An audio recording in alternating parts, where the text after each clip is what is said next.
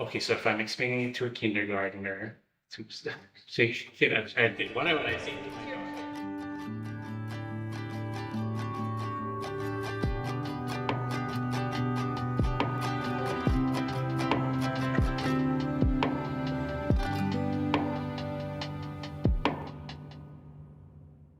This is Isaiah Caycayon.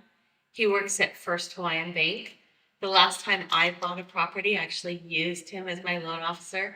So he thought he would be a great person for us to interview and talk about loan products in Hawaii. In Hawaii, we have a lot of condos and properties that loans backed by Fannie and Freddie Mae won't lend on. Because of the risk that is associated with the home loan, the bank needs to make sure that the property will be repaid. They have to follow up on the servicing to make sure that the customers receive their statements and all the other documents that they need.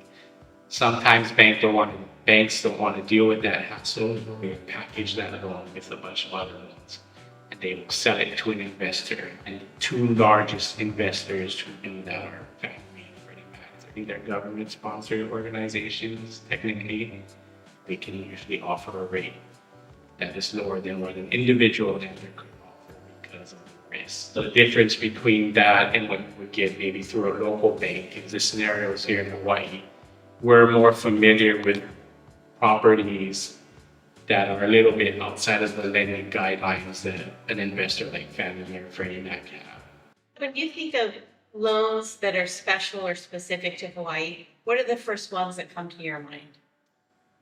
So the one that jumps to my mind right off the bat, we have a lot of condo properties on Kauai and in Hawaii that don't fit the typical condo guidelines that a Fannie or Freddie Mac would enforce. They operate more as a hotel, or they have a lot of short-term vacation rental type activity happening there. Condos within Kauai's VDA at least, which are the vacation rental areas.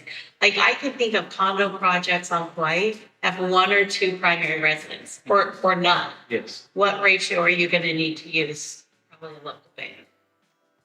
So there is not a concrete number. Okay. What Fannie Mae and Freddie Mac typically want to see the people in the project primarily use it as a primary residence or second home. If there is a lot of the activity or short-term rental activity is happening, they'll tend to shy away from that. You'll hear the words Condotel a lot. Yes. And if you hear a word that keyword Condotel, most likely that's a condo project that you have to get a loan through a local lender. Right. So let's talk a little bit specifically about condotels because we have a lot of them on Hawaii. There's a lot throughout Hawaii. You know, and when I'm talking to clients, I'll usually say, if there's a front desk, it's probably a condotel. And I know there are other parameters that play into that. The other thing I usually will say to them is I'll tell them, if you buy in a condotel, plan on putting 30 to 35% down. What do you think of my direction to my clients? Would you be more specific than that? So that's a safe assumption. Those requirements could be a little different, but if you're assuming a 30 to 35% down payment, you're going to be safe for the majority of the condotel projects that are available on the island. If it's a leasehold property, so those, I would say 35% is the minimum down payment that you would need.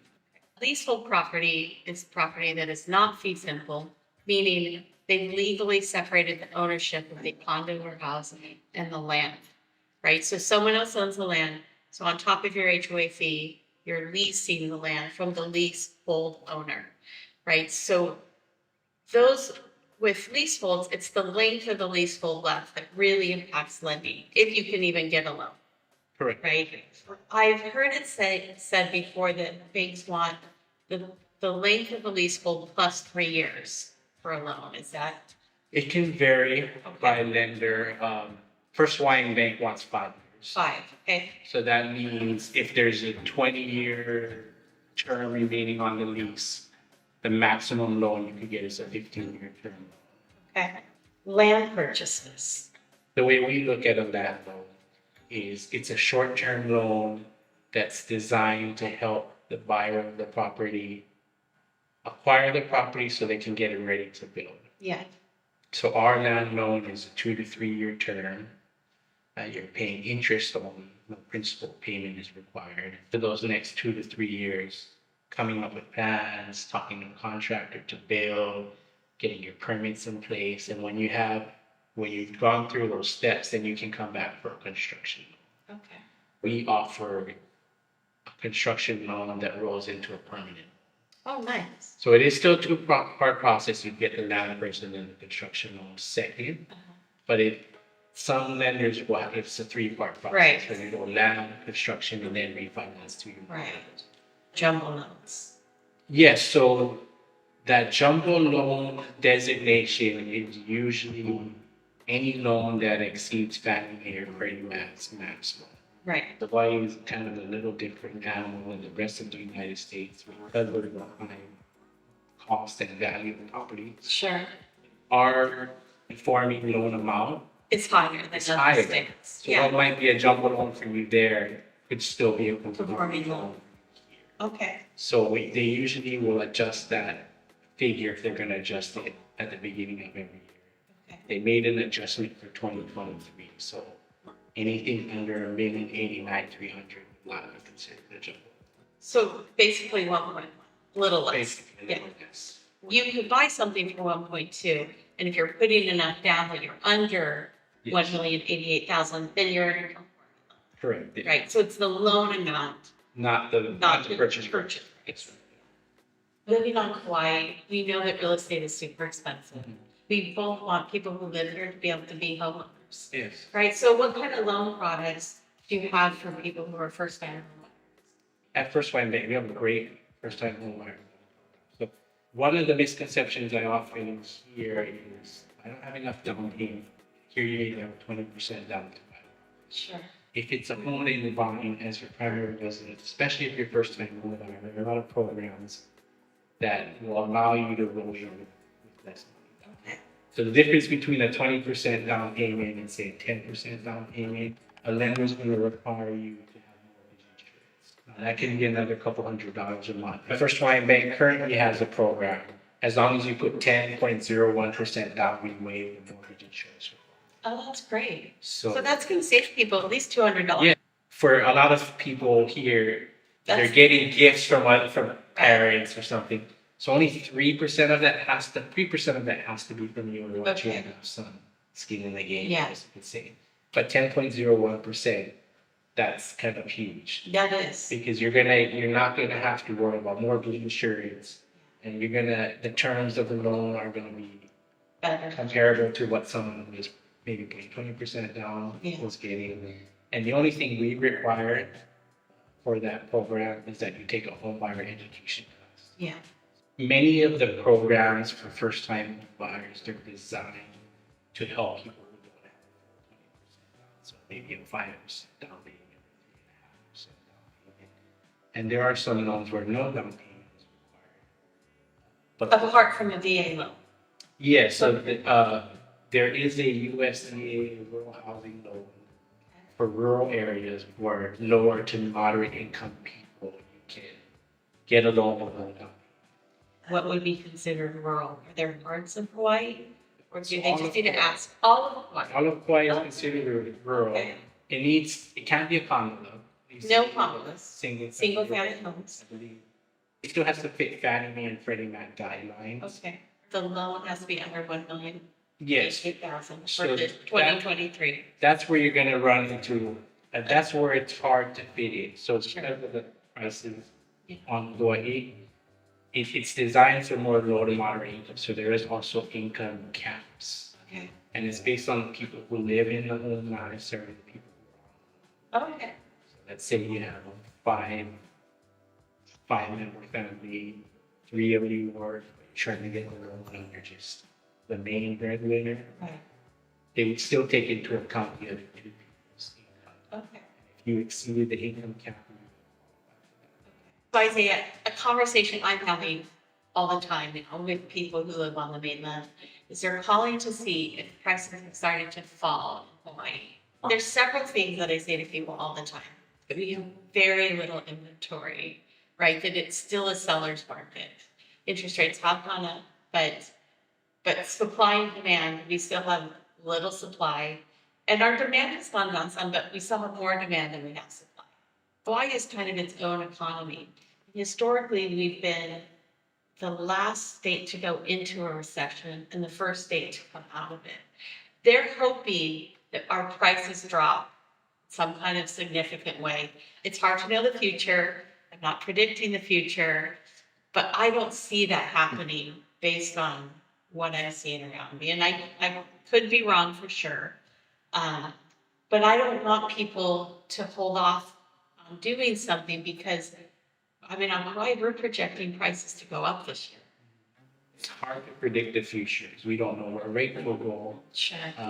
So what I have seen is rates have been going up over the last year, and property prices have as well. Yeah. There's not a lot of expansion happening.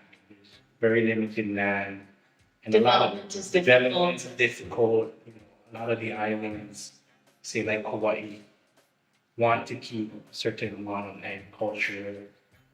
We want to keep it rural. Yeah, we want to keep it rural.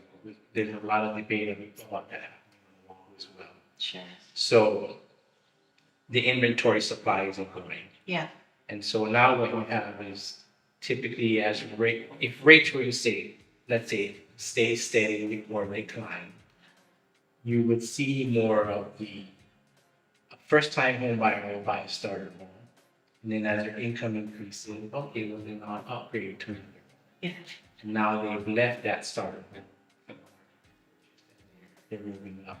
And what I've seen now is because rates have gone up so much in the last year, a lot of people are just sticking where they're at. Yeah, but they probably want a great loan at a super low rate. Yeah, it's hard to refinance a 2 to 3% mortgage. Yeah. Or to walk away Go from to a a home 6%. that's going to now be 6%. Yeah. When I was in college, I had a job and I took my paycheck and I put it in my savings account instead of my checking account.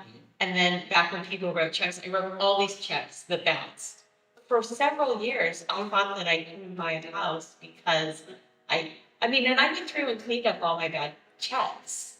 But I had this false belief that it had impacted me in a way. And I was too scared to even have the conversation.